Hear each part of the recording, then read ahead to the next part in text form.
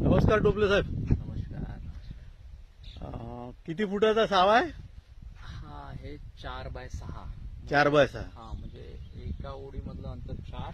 हा दाखवा ना. लागवडचं हा 4. हे 4 आहे हा आणि हे 6.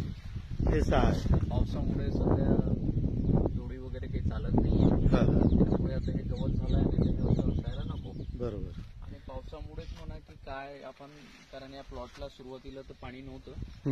त्या सायाने त्याला वर घेतलेलं आहे आणि सध्याच्या परिस्थितीत आहे तर समाधानकारकच, काही अडचण नाही. आता मागच्या वर्षी पण होता ना असा प्लॉट आपला? होता. अच्छा अच्छा. आता उत्पादन वाढलं याच्यामध्ये?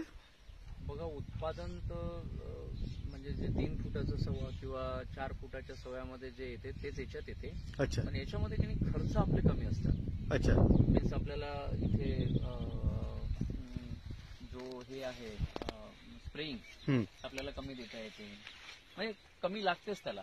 रोगराई म्हणजे मीन्स सकिंग पेस्टचा अटॅक कमी राहील याच्यावर. त्याच्यानंतर पिंक बोलवॉर्मचा पण अटॅक याच्यावर कमी राहील.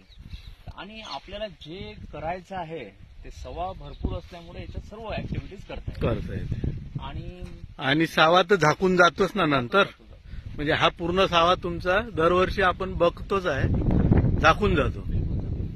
आणि याला आपण डेफ्रेश ग्रोफ्रेशची जोड आहे, प्रत्येक स्प्रेलाच आहे ते. तुम्ही तो वापरताच म्हणा दरवर्षी प्रमाणे.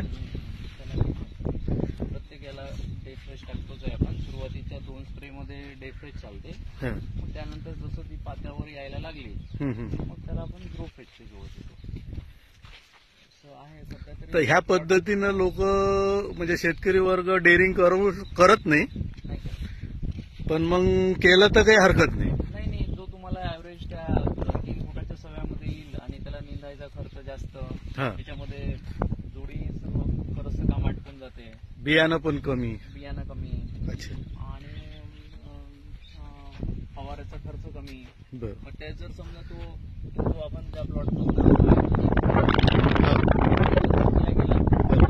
जर सपोज सकिंग पेस्ट आलं, मग आपल्याला गॅस पॉयझन घ्या, हे घ्या, मग चाललं सर्व खर्च वाढ. याच्यात मोकळं असल्यामुळं शेवटपर्यंत आपल्याला कामगती करता येते. आणि आता त्या प्लॉट मध्ये आपल्याला चालायचं म्हटलं तरी फायदा तुटायचा चान्स आहे. बरोबर. तिथे तो नाही, काही नाही, ते सुरळीत आहे. आणि काम करायला, सर्व फिरायला यायला त्याला थोडं चांगलं वाटतं, मजा येते काम करताना पण. असं आहे इकडं. चालेल. आता किती एकर तुमची कपाशी आहे पूर्ण?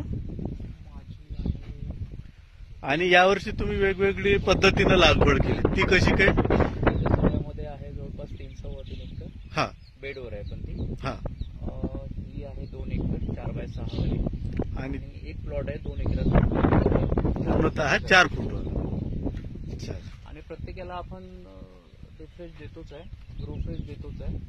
फक्त हे सव्यावर डिस्टन्स, म्हणजे हे जो सवा जो आहे रो मधला, हाच वेगवेगळा ठेवलाय. आता या 3 मध्ये आपल्याला काय यावर्षी व्यवस्थित राहील त्या हिशोबाने पुढल्या वर्षी मग आपण तेच करू, सलग करायचं जे त्याच्यात आपल्याला प्लस पॉईंट राहील.